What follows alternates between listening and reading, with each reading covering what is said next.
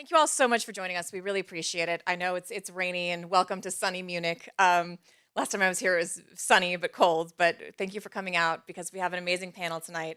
We're very excited to talk to you. And for those of you watching from home, I'm sorry that you don't get one of our lovely swag bags, but for those of us in our audience, please be sure to grab one on your way out. This, of course, is a collaboration between the One Decision podcast and Berlin Briefing. And if you notice, the leaders on our panel tonight have one thing in common, because as the great poet laureate Beyonce once said, who run the world? Well, not girls, but these badass women we have in front of us. And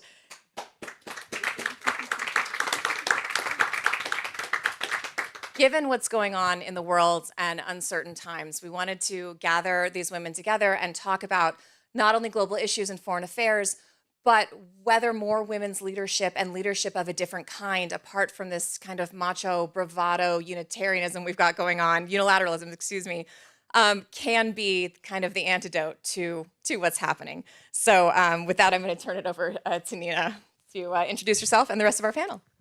Hi, yeah, thanks very much for turning up here. Exciting times, of course, in the world, also in Germany, 10 days away from elections. And of course, I do have to say that we noticed what happened today in Munich as well, the incident. So this has also shaken a lot of people, and it's part of a reality that nobody enjoys. But we've got a great panel. We've got lots to discuss. And our focus tonight, I think, is going to be on European female leaders' reaction to the latest announcements from Donald Trump respecting his phone call to Vladimir Putin, saying that the conflict can be ended, but does that mean peace? We've got the foreign minister of Latvia here with us, who has a very clear opinion on this question. And also, Baiba Braže has to leave at 8 o'clock. So thank you very much for coming here, making this time. Really appreciate that. Thank you very much. Also, we have got Þórdís Gylfadóttir here, who's Iceland's former foreign minister and has now taken up a new role as special envoy for the Council of Europe for the children of Ukraine. So that is definitely something where she will be busy. And Kajsa Ollongren, thanks very much for joining us from the Netherlands, former Dutch defense minister. So lots of questions for you as well in terms of where is Europe going to go with all these latest announcements. I am definitely the least qualified person on this stage, but thank you for letting me join you anyway. Yeah, and so we'll have about an hour to discuss things, and after that, we'll have a reception here for more talk about serious and hopefully also not so serious issues, because we also need some entertaining things occasionally. Levity is important. Yes. In these trying times. Yes. So. Okay, but let's dive in, because everybody wants to know from you, how did you react when you learned about Donald Trump calling Vladimir Putin and then informing Volodymyr Zelensky that he was going to start negotiations? I was on the way to a live TV interview, actually. So I learned about it 5 minutes before being interviewed. And but our position has been very clear, and I think it's very like-minded across all the allies in NATO and beyond. We all want peace. Nobody wants war, and it can be stopped pretty easily if Putin stops war.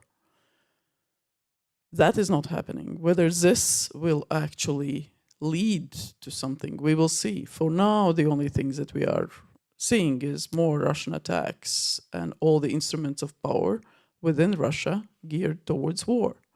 There is not one single indicator that they are changing anything. The economy is a war economy, the politics, religion, media, private sector. I mean, it's authoritarian regime imprisoning lawyers of opponents. So it's not like suddenly something has changed.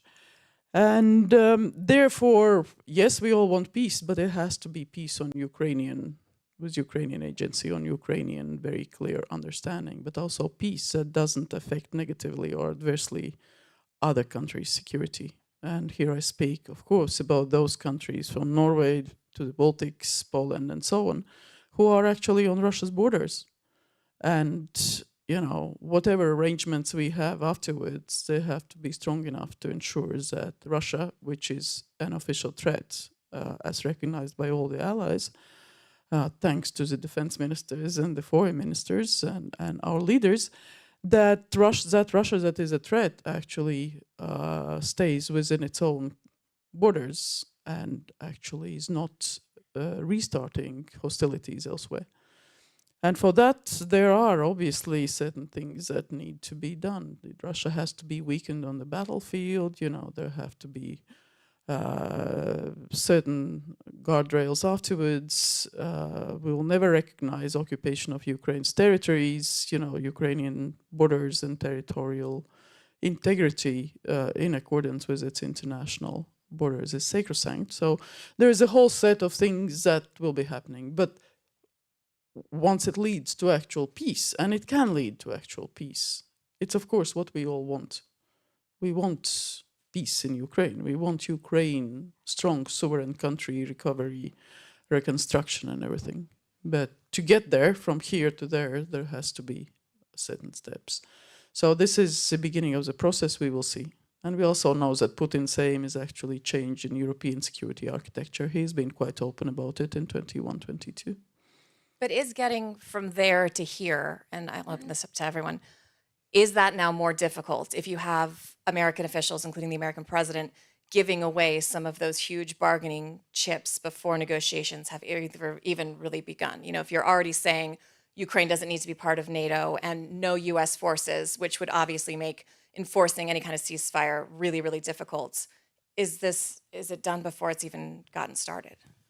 Again, when Baltic states wanted to join the NATO, the first messages we were getting, no. It was a no to us. It only changed after 9/11, to tell you frankly, when it was a different geopolitical situation. So it doesn't mean that Ukraine has to give up its NATO aspirations.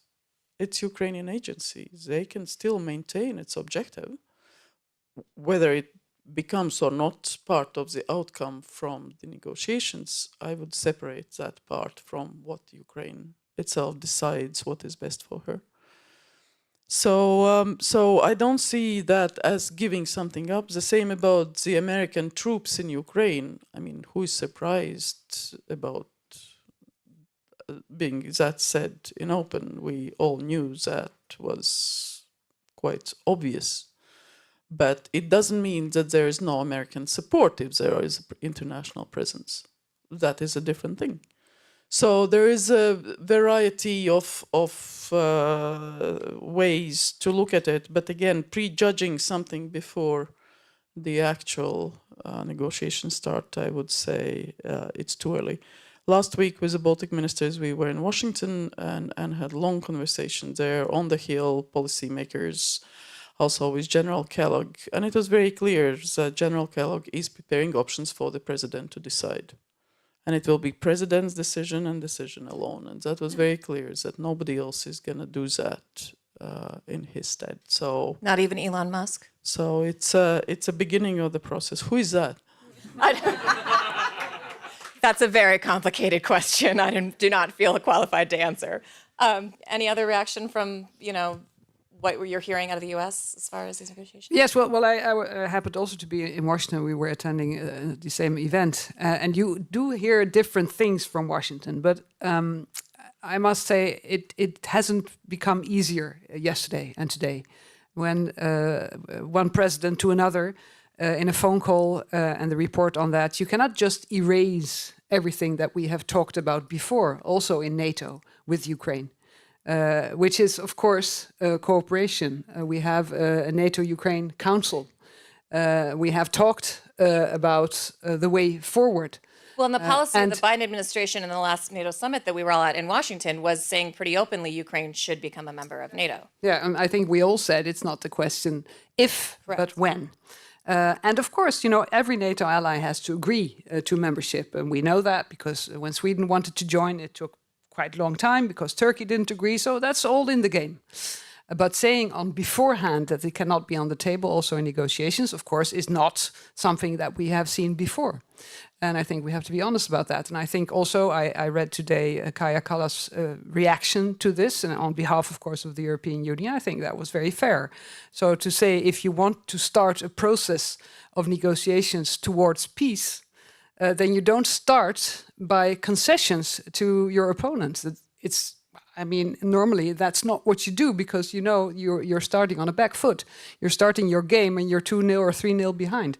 So you're making it more difficult. But I think that was the main problem that I had with what I read yesterday and heard yesterday. That's really about the war in Ukraine and how to end the war in Ukraine.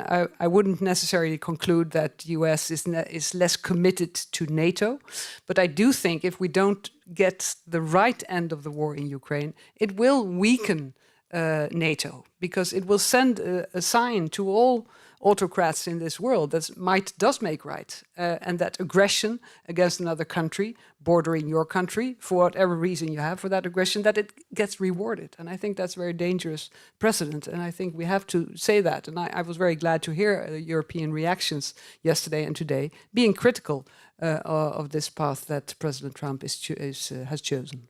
Can I ask you, Kajsa, we've got the Ukraine contact group where essentially military aid to Ukraine is being coordinated from Germany, but it was run by the US until now. Then for the last meeting, it was the UK that ran it. What's the future of this particular group? Does anybody know? Is that going to still exist? Because it was quite helpful so that countries could actually talk to each other before sending certain weapons and say, okay, maybe it's a good idea for you to do this and I can do that because Ukraine's missing this. This is a vital forum. What's the future of that? I think it's a very practical group with over 50 countries. It was always led by the US. Biden administration was very keen on that. But since then, I think we have institutionalized certain things in coalitions, where certain countries lead certain coalitions. For instance, Denmark and the Netherlands lead the F-16 coalition. You have artillery coalitions, you have all kinds of coalitions. And NATO has also taken on a bigger role in coordinating the aid. So I think also without the engagement of being the chairman, etc., this group can go on. And as I understand it, Haase hasn't said that they will stop their military aid to Ukraine immediately. And I think by anticipating the way that the group has, it will be able to continue. Þórdís, we haven't heard your reaction yet. I'm in a position now where I'm not any longer a Minister for Foreign Affairs, so that might leave me in a position to speak a bit more freely than when you're in that position. And I can only say that I do worry.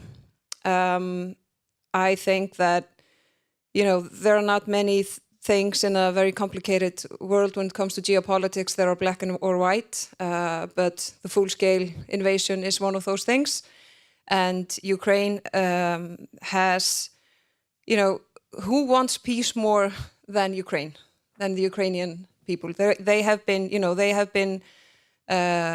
dying for that, and not only for the internationally recognized borders, but also for the society that they have already chosen to build. And that's not a mafia-run, Russia. That's a different kind of society. And when has Russia shown that they value peace and human life? I mean, it was not, in 2014. It was not with airplanes. It was not in Bucha. It was not yesterday when they were bombing Kyiv. So it's, of course, you worry. And even though, when time passes, the news gets, lower on the list and people get tired and all of those phrases that we know very well. But it does worry me that the talking points and the lines that, now we just should negotiate peace, even without Ukraine. We should say beforehand that they will never become a part of NATO. But still, we're going to ensure that there will be peace there. How? I mean, the NATO umbrella is obviously the best thing to secure that. And if you're a country that is independent and sovereign, with internationally recognized borders, you should be able to choose your future. And that also means you should be able to choose, if they want to belong in NATO, they should be able to do that. And they have already said that. So, you know, of course, the new administration, they want to come out as you know, strong men and doing a good deal. And I know that there was or is some sort of, in certain groups, optimism that this would somehow disrupt, this new administration and the new scenario would disrupt the situation now, and what could that mean? And I mean, one can hope that that will mean something good, but what we're hearing isn't really that, when, you know, the President of the United States has a very long and fruitful and positive conversation with Putin, and they're going to visit each other and they're going to figure this out. So I agree. I listened to Kaja Kallas today, and I mean, I agreed with every word she said. And for me, that should be the line of friends and allies. Not, you know, not only friends and allies of Ukraine, but literally friends and allies of democracy and individual human rights and some rule-based international system, because it all connects. Let me ask you then, and we'll start and we can go down with Foreign Minister. Is the U.S. in its current state a reliable friend and ally? Can you count on the U.S. to follow through with policies that have been made in the last administration and the current administration? Do you find the U.S. to be a reliable ally in this year? Oh, yes, absolutely. And we got the reconfirmation of that last week in Washington from everywhere. The Senate, the House, the administration. So it's pretty straightforward. Also, I got the readout from defense ministers today, and, you know. So despite what you're hearing, you're not concerned? The messages of strong NATO is there. The messages of full trust in NATO are there. Whether US wants Europe to take more responsibility, but also to put more resources in defense. Oh, yes, but that's what we want in the Baltics also. We are moving towards 5% of GDP for defense, which was all right, you know, for quite a number of countries in the Cold War times. And currently, Europe, of course, has grown very attached to certain benefits that we all have. And, you know, it's very difficult to sort of go back into the crisis mode. But that is a necessity. That is a necessity. We need to be able to have the forces, to have the capabilities, to have the deterrence, to have, if necessary, ability to defend. You know, NATO is not an attack dog. NATO is a defense alliance. It's a political military alliance. But to enable our military to do their functions, they need resources. They need those capabilities. And that is what political leaders have asked them to do. And they say, okay, they have come back and said, okay, this is actually, you know, what we need, and this is going to cost money. So, and I think as political leaders, it's the obligation of European leaders to step up and do that. But do you all have confidence that if there were a need for NATO to invoke Article 5, that America, this current America, would come defend Europe? Do you still have faith in Article 5 under the Trump administration? America doesn't have to come anywhere. America is in Europe. American forces are everywhere. Supreme Allied Commander is American general, and he has two heads, European Command of the US and NATO's troops. The Allied troops have already been under the transfer of authority given under Secure's command. So, you know, there's what has been done already, so that if necessary, Secure, seeing certain indicators, if he needs to move forces, he can do that without allies sitting around the table in Brussels. But again, you know, that's why our military leaders have come back to political leaders and said, okay, actually, you know, the situation is serious, and this is a threat assessment, and this is what we have agreed, and these are the plans and the forces and the exercise, and this is a posture and prepositioning and everything that we need. So it's time to deliver. And it's around 3.5% across the alliance, actually. So it's not even 5% of GDP everywhere, but across the alliance on average. So I just think US is totally right. And also the same concerns more energy independence for Europe. I'm sorry. Seeing that Russian LNG share in European imports is rising is like, are we serious? What are we talking about, really? And the prices in Europe are still so high. American LNG is cheaper. I mean, there is a real alliance also there, energy alliance that needs to be built with the US. So that was part of our messages last week in Washington also. Okay, we want to buy more US gas, more US diesel, more US stuff in the Baltics, but let's do it together across Europe because that is a strategic objective. But Baiba, before you have to go, can I just ask you the question? It came up fast.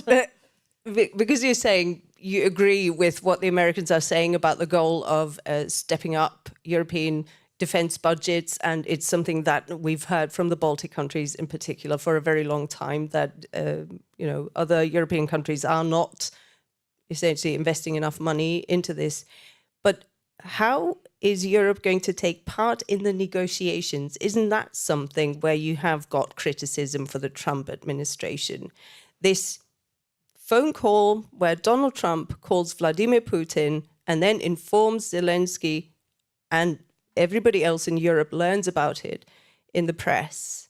Is that something that you can support? And if you can't, how does Europe take part in these negotiations? How do you get in?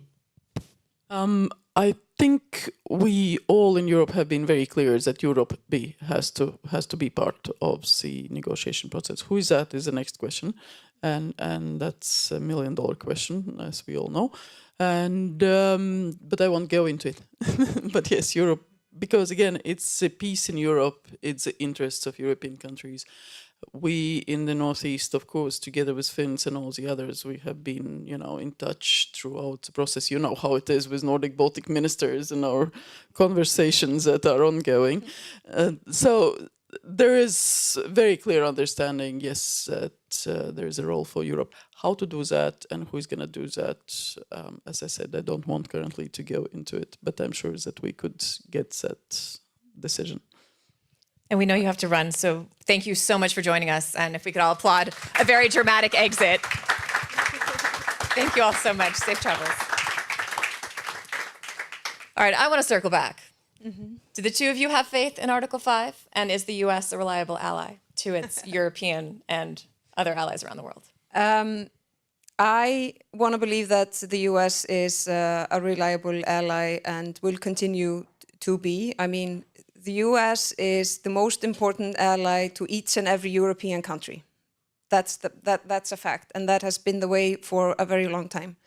I also believe, the United States are an amazing country. It's, the history, the fundamental values, how it's built, the strength of it, the checks and balance, all the way from 250 years ago, and even during that time, they did a good job in protecting checks and balance, and they did not agree on everything, but they did agree that they didn't want a king. So I want to believe that the system in the US is strong enough and has the will and the power to continue to be the leader of the free world. And I believe it can be if it wants to. And when you look at the whole system, what I see is a will to continue to be that. But each and every, you could almost say days and definitely weeks, the development is quite fast and it's a bit chaotic. So, it's difficult to say where we will be in 6 months' time or 12 months' time. But, the last 80 years, the US has been the strongest player. And I just can't see a reality where the US would decide that they don't want to be the strongest player, that they don't want to have the power they've had and can continue to have. And their, soft power is also power. And that's something that worries me, if they still look at soft power as real power. Kajsa? Well, I haven't heard that the Trump administration is saying that their commitment to NATO is less. So they're in NATO, and NATO has an Article 5, and NATO is based on the trust that if Article 5 is triggered, their allies That's like will the act. whole NATO thing. That's the whole NATO thing. And when it was triggered by the United States at the time, 9/11, it worked. Yeah. So I'm not hearing any of that. But what I am hearing is that they want a different division of labor within NATO. And there I agree also with our Latvian friend that Europe must step up. Europe must do more for its own security. That's not strange to ask. And not only Trump, but others have asked for it for a long time.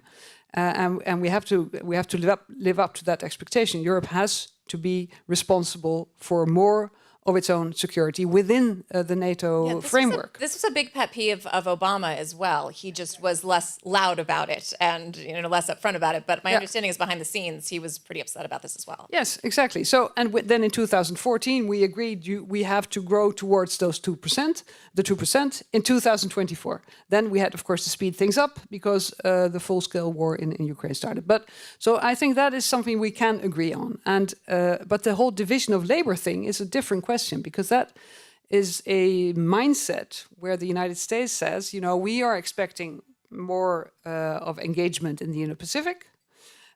We will take care of that, but you take care of Europe. And that, we have never discussed it in those terms before. And that is something we have to really think through. Because, like I said, there Ukraine comes in. If the war in Ukraine ends badly for Ukraine and for Europe, that increases the possibility that there will be some kind of trouble also in the Indo-Pacific. And that's not what the Americans want, I think. So I hope will be room for this discussion. And that also Trump will not want to reward Putin for that type of aggression, saying that he doesn't encourage wars in general. So, but you don't know if there is much room for that type of debate because of the way that this new administration acts. But guys, can I just ask, if Europe wants to take part in the negotiations, then clearly Europe needs to speak with one voice. I mean, you're sitting here, and also Baiba Braže is sitting here and saying Europe needs to do more in terms of defense spending. At the same time, we've got lots of countries, especially in Europe, where voters don't see it that way, and governments are struggling. How united is Europe at the moment? Because if Donald Trump has to take Europe seriously, then Europe needs to be able to speak with one voice. How united is Europe? Well, Europe, what Europe are we talking about? We're talking about the European Union. We're talking about Europe as a continent, because I think when it comes to Ukraine and peace in Ukraine, you always want to include the UK, very important player, I think, in this. Norway, NATO allies that are not in the European Union. And of course, Europe struggles to speak with one voice. Also the European Union. We're 27 countries. We have 27 parliaments. We have elections everywhere, every time. We have different coalitions. We have all kinds of different... But I think that's not what's important. What is important is that overall we are united on wanting to have a secure Europe for our citizens. And I think we are. We've seen it in almost all countries. We've reached the 2%. We have new goals and targets for defense spending over the whole political, from left to right. At least, let's say, a little bit left of center, right of center, we are in violent agreement on that we have to increase defense spending because we want a secure future for ourselves and for our children. So I think we should be able to speak with one voice. We can. When there's a crisis, Europe can act. We've seen it in the COVID pandemic. We've seen it during the financial crisis, something that is forgotten, but it's also an example of where Europe did act as one. With one voice, so this can be overcome. So I'm not so worried about, that we cannot, if there is a negotiation, we will find a way for Europe to attend it. Let's first get Ukraine at the table, and Ukraine will insist on having Europe there, and then we'll figure out who it has to be. We're going to shift topics, Þórdís, unless you want to add something to that.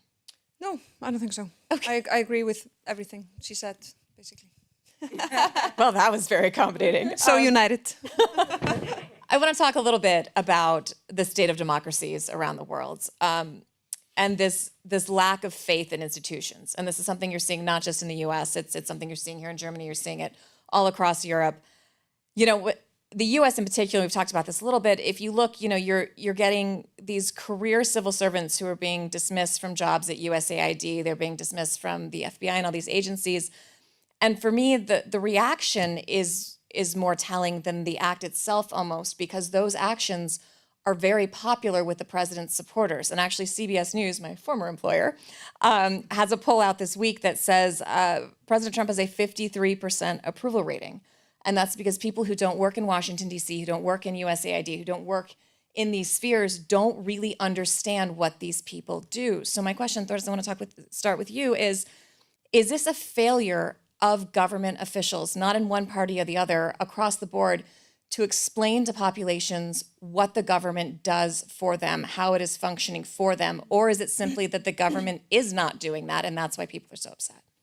No, I think this is a key question, and it's very complicated, and I still haven't really, got my head around it, because, in general, I would say, in at least in European welfare states, there is still quite a lot of trust, towards institutions and just within the societies. So you have resilient societies that trust the institutions, and that is key. And I think that to uphold that, you need to ensure the opportunities and the capacity of society to take care of one another. I think it's easier in those societies than in others. Because people can see literally what the government is doing. Yes, because they feel it, and they see that their peers that need assistance, they get some sort of assistance. But having said that, I'm also, a politician that would say we do not want the government to do everything, and we have too complicated regulations on many stuff, and it is, at least in many countries, it's quite difficult to let a person go when it's working in the public sector, and that creates frustration because there are different rules between the private sector and the public sector.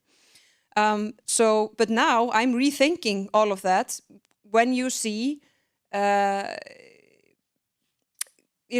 you're using that narrative to undermine institutions, because there's a big difference. Because the narrative is they're full of these workers who aren't doing their jobs. They're corrupt, they're wasteful. But I think part of the problem is that too much of that work is not as efficient as it should be. So I think, I'm not saying that it's right to do it. I'm just saying that if we could show that there's no waste in these institutions, it would be easier to, continue to have the support that it needs. And again, I think when we talk about, for example, freedom, and Timothy Snyder does this very well, often we talk about freedom as it's freedom from. So it's freedom from those institutions, it's freedom from the government, it's freedom from everything. But the real freedom is when you have a freedom, to do stuff that you have, and to be able to do that, you need strong institutions. And you need trust towards, courts and critical institutions. So if there's a strong society that has a plan to undermine institutions, then we have a real, problem. But I also think that, democracies are messy. They are chaotic. You have all the problems on the table and everyone has a voice and you can criticize everything. In autocratic states, you don't have that. They're just, they hide them. And then everything looks okay until it breaks. So it's democracies are more complicated, but it's the best thing we got, and it's way better than the alternatives. And I also think that politicians need to take their work more seriously. I think for too many regular voters, they look at politicians and they just don't connect with them. Many of them are too self-centered. They focus on things that don't really matter. And so I think this development has to lead to, we have to look at ourselves and ask, are we showing the right faces, or do we have enough politicians that are competent enough? I saw some tweet from Under Secretary of Home Diplomacy or something, and he said, what the world needs is more competent white men to control. Then everything gets better, or something like that. I'm referring, and I agree with like 1/3 of that statement, which is we need more competence. We need competent people, and we need real courage and leadership, and I think we are lacking a bit of that. Can I just to come back to that? Yeah, I mean, when you look at the role that social media is playing now in how institutions are being looked at by people, should Europe follow the example of Australia and say social media is only for people older than 16, because social media essentially pushes posts that work on rage, because rage is our strongest emotion. And you don't get enraged when you see a post by a competent person. Usually, you tend to see it's like you're undermining everyone's business model with this suggestion. No, but is that the way to go? How do we deal with the fact that Elon Musk is very, very active in the U.S. government? Well, I think the reality of social media is a huge factor and a huge change, and again, there is quite different views within Europe and US on how to control that, and that again is a sensitive issue. And we talk about freedom of expression and free speech. But for me, it's not that complicated to say freedom of free speech and freedom of expression is a fundamental human right. Human rights are supposed to be for human beings. They are not for bots. So the fact that you can't have any rules on a new world that controls so much because it's a fundamental human right, it doesn't make any sense. And the longer we don't have any framework or rules on how to live in a world where you have these social media and misinformation and disinformation, that is undermining the democracies. So as the longer the democracies don't do anything about that, the good guys are not doing a great job on social media. The other guys are doing a better job, and it's true. I mean, lies and anger and hatred, it spreads 6 times faster than truth. But what spreads as fast as truth, as those things, bad things, is actually inspiration. So that's also something for, at least the people that believe in fundamental human rights and those values these values are something worth fighting for. We should maybe, do a better job on those venues. Thoughts? Anything you want to add either on faith in institutions or our lovely social media landscape? Well, maybe on the institution part, because I think it is, what Musk seems to be doing in Washington, D.C., we still have to see if it holds. Yes. Because it's very interesting. Of course, there is a Congress. And he is a non-elected person who he only seems to have one boss, who is President Trump. But he's not really accountable to anybody, which makes it very complicated, I think. And I think there is in the Republican Party a strong support for to get rid of all kinds of things. But when you talk to them and you ask them for examples, so why do you have to get rid of almost everything of U.S. aid? They give examples of projects of $6 million in a country in South America promoting transgender rights. Well, I mean, if that's your problem, you don't have to get rid of whole of US aid, which is also supporting free speech in many countries, including Ukraine and Georgia and Moldova. And American power. I mean, there's a soft power argument that doesn't seem to be factoring in, which is a bit confusing. But. So that doesn't really make sense. So it can also be a sort of a shock and awe approach, and in a couple of months we will wake up and see that 60-70% of the staff is back and the budget's back in place. But we don't know at this moment. What scares me as a Democrat, as a European Democrat, is that it's so easy to put someone in this position who can just simply do as he feels like, as he likes. Without having the checks and balances in place at that moment. I think that in my country, in European countries, is quite unthinkable. Because their parliament would step in, or you would have a coalition, a majority that would not approve of this. And of course, we are different countries and different types of democracies. And there is this issue of a large group of people who are not happy or satisfied or worried or scared about things. But I think, and I can take my own country as an example, where also a populist party has become the largest party in our parliament. Doesn't have a majority, but it's the largest party. I think that people by now are seeing that voting for this party and even having them in government doesn't necessarily bring them the quick results that they want and expect. So if housing is an issue in your country, like in my country and in many countries, it's not an easy to solve problem. But it has to be done. But it has, you have to have perseverance, you have to have budget, you have to have good plans, and it's going to take 10 years.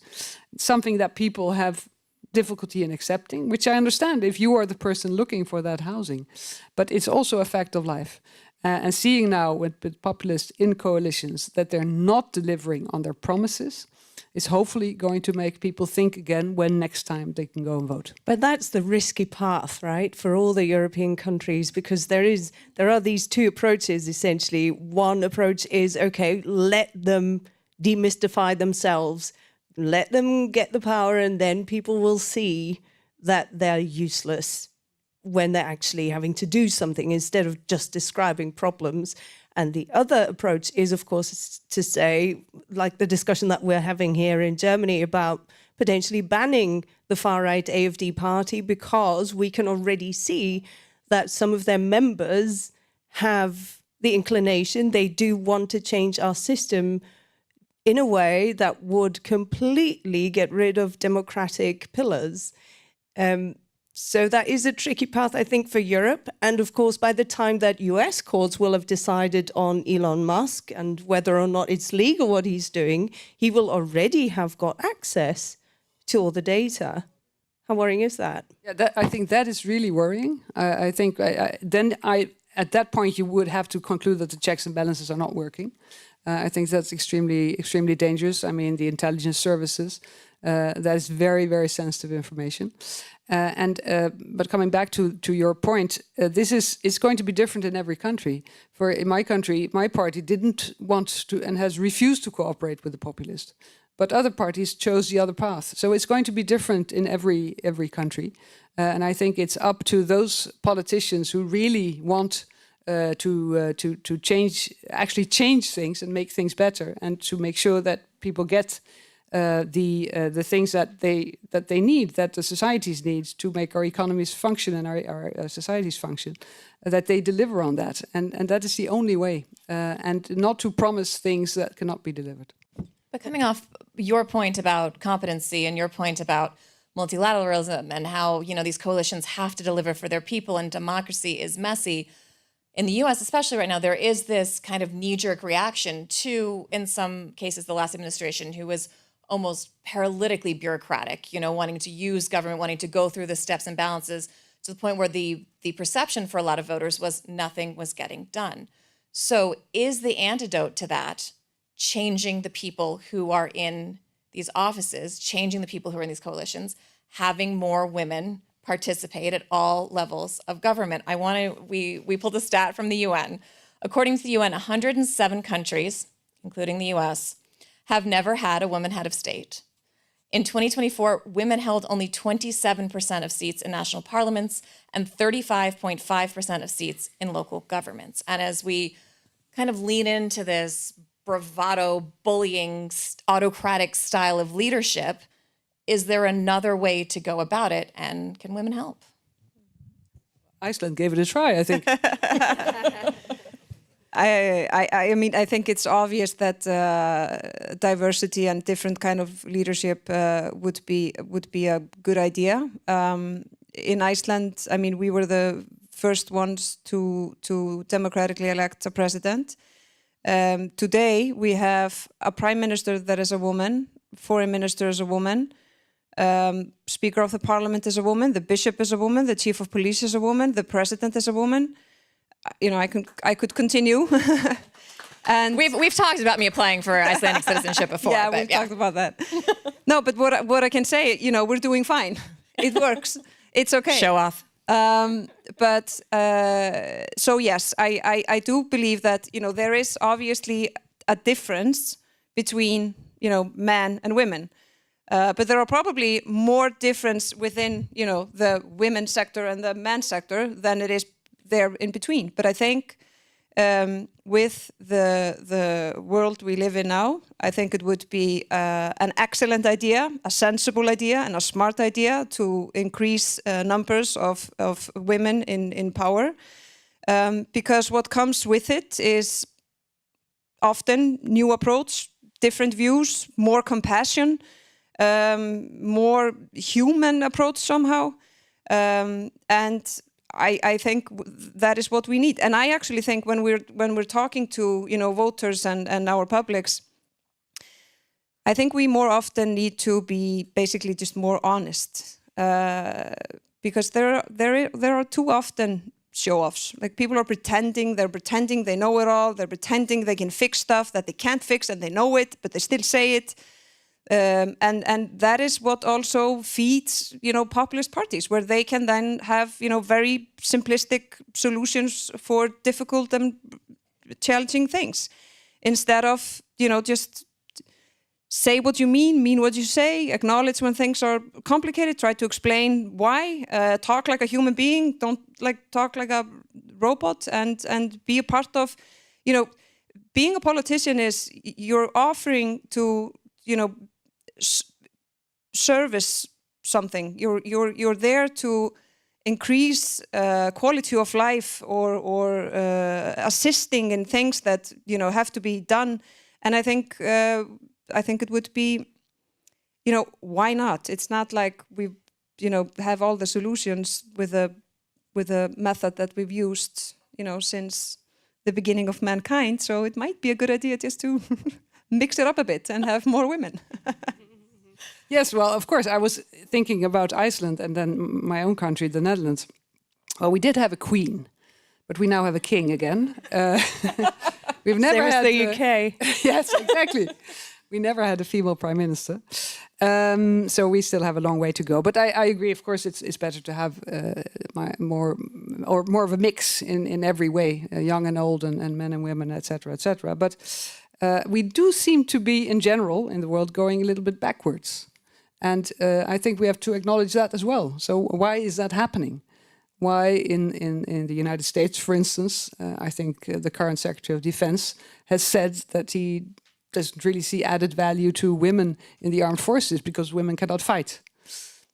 Well, I mean, if that is your view, you're going to have really a tough job. Because if I look at countries in Europe, we want to have more people in our military, in our armed forces. We cannot leave the half of the population out of that. Or even close U.S. allies like Israel, where, you know, military service is compulsory for both genders. Exactly, and there are many countries. And I've met lots of women in Ukraine who fight or who do the medical support on the front line. They couldn't fight this war without the women. So I think it is very strange to have this idea, which we should go back a couple of decades or even centuries, to exclude women from certain positions. But there is this tendency, and I think we have to be honest about that, and ask ourselves if there is, you know, are men feeling threatened by women in certain positions. okay, let's have that dialogue. Then why? Maybe we should do something about that instead of being opposed to one another. Because in general, I think everyone that I've worked with, men or women, would say that in a mixed team, you get better results, you get a better atmosphere, everything works better.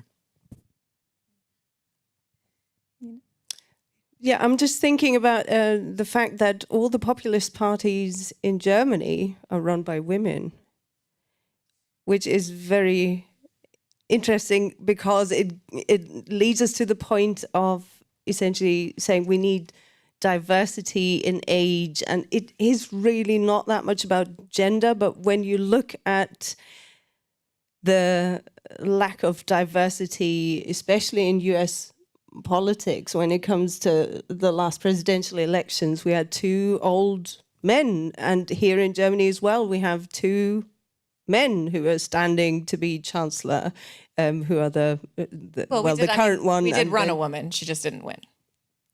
Yeah, that's true. But I mean, you changed from one man to the other old man. That's what I'm trying to say. It's the lack of diversity that is mind-boggling sometimes.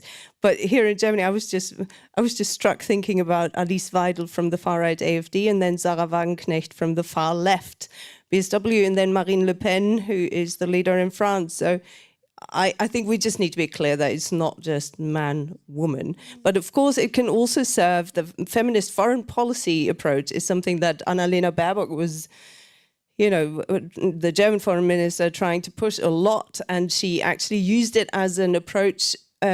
She knew very well that there were lots of critics who said, okay, yeah, cute. Okay, nice, you're getting together with all your girls, haha.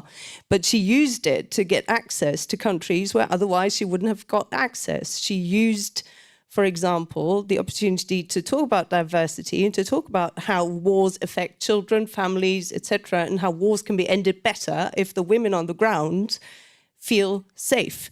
If they don't feel safe, then no country is safe. That's what Annalena Baerbock used to say.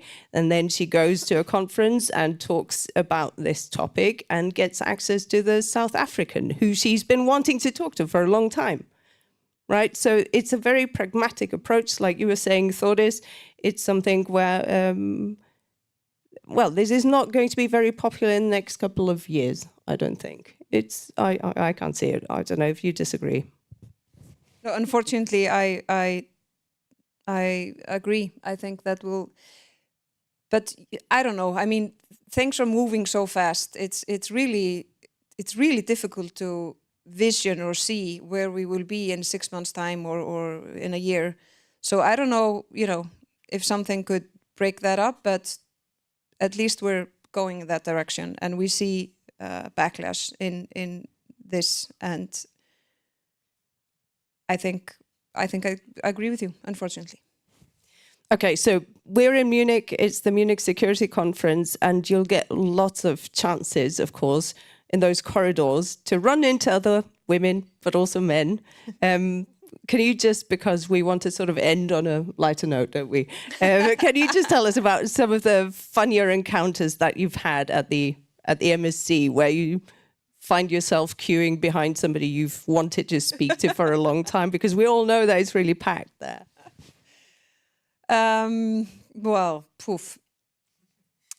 I can't really. When I'm visioning something awkward, that was the year when COVID was very aggressive, and we all had these very annoying, awful masks, and I really disliked that situation. This is the first time I'm arriving not as a minister, which means fewer bilaterals, lighter agenda. So I'm very much looking forward to just be there and have time to talk to people and choose the events that I would like to attend to, because often you were running into someone that you really wanted to talk to, but then you had some plans and the day kind of disappeared in that. I can't think of a funny story. No pressure, Kajsa, you have to do it for me. It's all up to you now. The whole panel is resting on this. No, same here. Also, first time not as a minister. You had such a packed schedule. You didn't run into everybody. You were running after yourself. But I do remember 2022. Because I came here and one of the persons I wanted to meet, and I had scheduled a meeting with him, was the then Ukrainian Minister of Defense, Alexei Reznikov.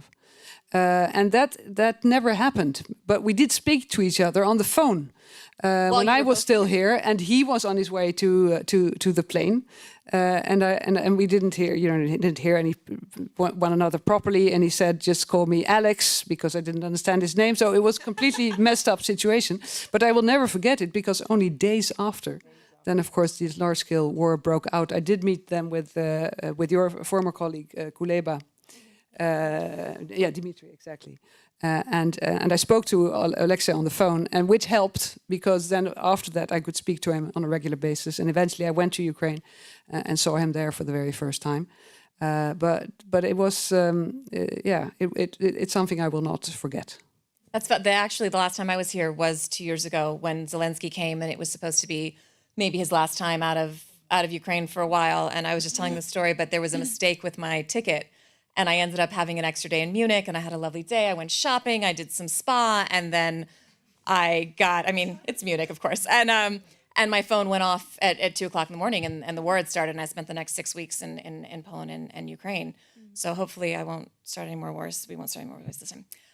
We're wrapping up, but I do want to ask you, just to end on this note, I can't remember who said it, but when I was trying to be a foreign correspondent, a war correspondent, I remember a woman, I think she's from the New York Times, she said, "I always found being a woman in war zones to actually be an advantage, because you can go into spaces your male colleagues can't go into. People are not threatened by you. You can slip into places more unnoticed. But when you have to deal with someone on a professional basis, for the most part, they will treat you like a professional and kind of put your gender aside most of the time." And she said, overall, she found it to be a net gain in journalism. I'm wondering, in the foreign affairs space, how does that play? Have you had situations where you felt like, damn it, I wish I was just a dude? Or do you find being a woman, for the most part, is an advantage if you know how to use it? I think it's overall the second part, I would say. I think it's also a matter of mindset. It's a matter of, how are you going to approach this? Are you going to approach it like, are you going to somehow pretend you're a man to try to, fit in the role better? Or are you just not? Are you going to... And that goes with, how you speak, what kind of words you use, being more compassionate than not. But do you think about this, both of you, when you're picking out what to wear, how much makeup you're putting on, whether you're going to wear heels, whether you're not? Does that factor in? Yeah, it does. I never wear black in family photos, for example, ever. Always in colors, because the majority are men in dark blue or black. So I, instead of looking almost like them, I'm obviously not a man, and I'm not yet old, and I use what you see is what you get. But also in your speeches, in the way when you have an opportunity to speak with someone or talk around big tables, NATO or whatever it is, I really do that as a 37-year-old woman, not trying to fit in. But of course, there's also a difference between when you're speaking in. It depends on cultures as well. In certain circumstances, you can sense, maybe not by words, but you can sense that there's a difference. But in our region, I think it's an advantage, and I think it's also. I actually think it's also a good idea for governments that wanna have that advantage to pick competent women to do the job.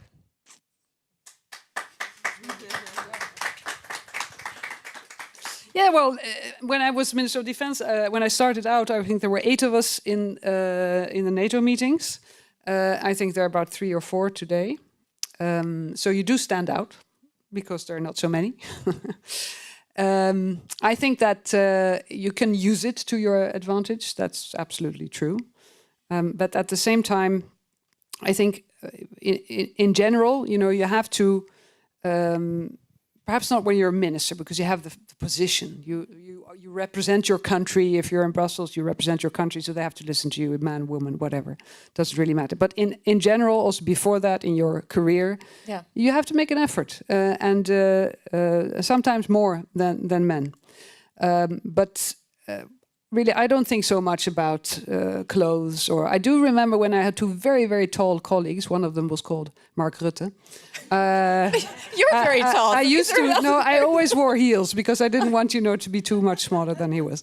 But apart from that, not so much thinking. I agree with the family photo. That's also an advantage. That can help you, but I think it's only I do notice it that there are so few of them in these defense circles. That's really I think that I don't really understand it. I've seen while I was there that it's become a more important position in most governments because of the war and because of security and defense is so high on the political agenda. So I saw there were and then more. The women get. Then there are fewer. So that was my question. Is that the reason that there are fewer women? Because now more of them are deputy prime ministers. And we even had, they used to transition from defense to foreign affairs. And now they transition the other way around, which is also interesting. So I'd have to look into it a little bit closer if it has any relation. But it's also interesting because because in Iceland we don't have an army. So when you're a minister for foreign affairs, you're also minister of defense. So I was the only one, doing both of those meetings, and it was often quite similar, the numbers of women.